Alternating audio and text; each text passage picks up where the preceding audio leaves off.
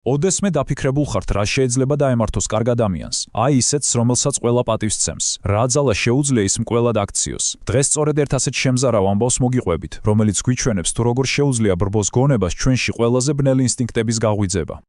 და იცით, ყველაფერი სწორედ ამ ერთი თითქოს და უბრალო ფრაზით იწყება. ეს არის მთავარი კითხვა, რომლის გარშემოც ჩვენი დღევანდელი ამბავი ტრიალებს. რა ემართება ადამიანის პიროვნებას, როდესაც ის უსახო მასის, ანუ ბრბოს ნაწილი ხდება. მოდით გადავინაცვლოთ ერთ ჩვეულებრივ სოფელში, ერთის შეხედვით ჩვეულებრივში, მაგრამ სინამდვილეში აქ ადამიანური ბუნების ორი უკიდურესობა ცხოვრობს გვერდ-გვერდ. ერთი მხრივ განსახიერებული სიკეთე და მეორე მხრივ აბსოლუტური ბოროტება.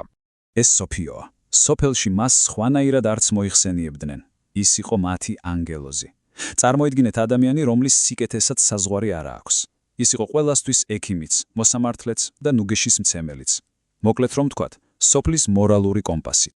და იცით, ეს სიწმინდის იდეალი უნიკალური არ არის. აი მაგალითად, სხვა ნაწარმოების გმირი მარიტა, ისიც ადამიანური სიწმინდის განსახიერება იყო, თვითონ ბუნების მიერ ნაბოძების საჩუქარი.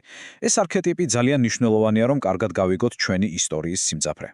მაგრამ როგორც წესია, სადაც არის სინათლე, იქვეა ჩრდილიც. ყველა ისტორია სჭირდება თავისი ბოროტმოქმედი.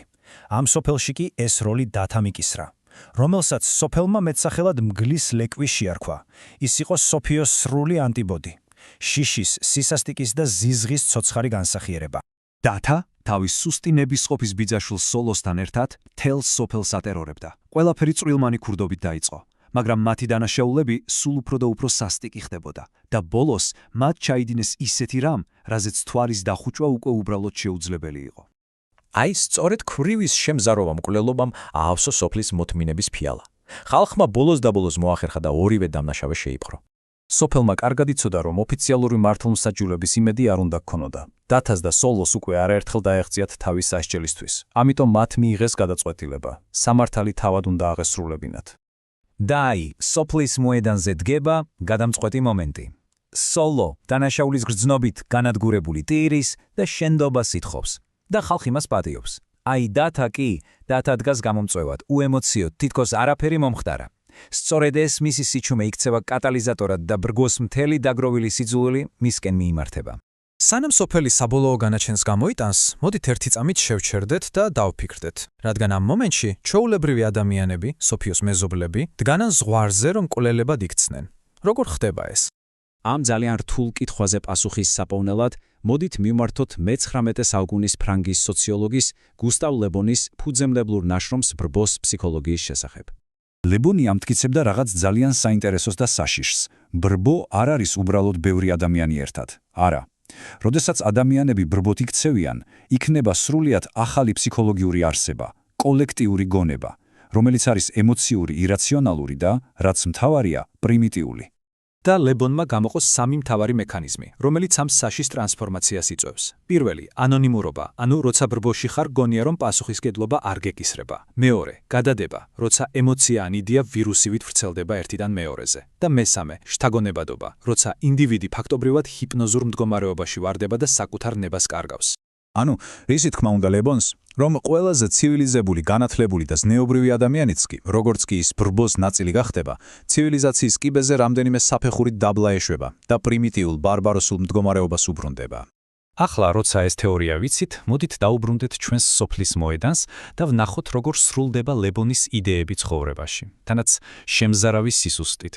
გაისმის ერთი ყვირილი, ერთი განაჩენი. ჩავაქვავოთ. აი ეს არის ლებონის გადადების პრინციპი მოქმედებაში. ერთმა იდეამ, ერთმა სიტყვამ, როგორც ინფექციამ, წამში მოიცვა მთელი ბრბო. ამონარიდი ისტორიის მთხრობელის სიტყვებიდან ყველაზე კარგად აღწერს ამ მდგომარეობას. ნახეთ რას ამბობს. რაციონალური, მოაზროვნე ადამიანი გრძნობს თუ როგორ კარგავს საკუთარ მეს, როგორ ითქვიფება მისი პიროვნება კოლექტიურ ნებაში. ეს არის გადადებისა და შთაგონებადობის სრულყოფილი ილუსტრაცია. და აი ამ საყოველთაო სიგიჟის ფონზე მთხრობელი ხედავს იმას, რისიც წარმოდგენაც კი შეუძლებელი იყო სოფიომ, სოფლის ანგელოზმა, ქვა აიღო და ბრბო შეუერთდა, მან ქვა ისროლა. დანაშაული ჩადენილია, სიგიჟის ტალღა გადაივლის და კოლექტიური გონება იშლება. მის ადგილას კი რჩებიან მხოლოდ ცალკეული სირცხვილით სავსე ინდივიდები. ანონიმურობის ჯადოსნური ძალა უცებ ქრება. ყველა ისე მარტოა საკუთარ თავთან და პირადი პასუხისმგებლობა, რომელიც ბრბოში დაკარგული იყო, ახლა გამანადგურებელი სიმძიმით ბრუნდება. სოფიო კი ამას ვეღარ უძლებს. ის განადგურებულია იმით, რაც ჩაიდინა. ციებ-ცხელებაში ვარდება, საიდანაც ვეღარ გამოდის და ბოდავს იმ ერთადერთ ქვაზე, რომლის სროლას თავადაც კი არ სჯერა რომ შეეძლო.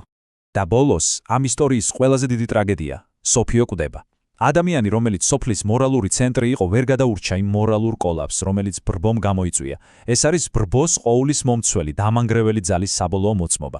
საბოლოო ჯამში სოფიოს ისტორია გვიჩვენებს თუ რამდენად თხელი და მყიფეა ფარდა, რომელსაც ჩვენ ცივილიზაციას ვეძახით და ბრბოს შეუძლია ეს ფარდა ერთ წამში ჩამოხსნას და პირისპირ დაგვტოვოს ჩვენს ყველაზე პირველყოფილ ბნელ ინსტინქტებთან.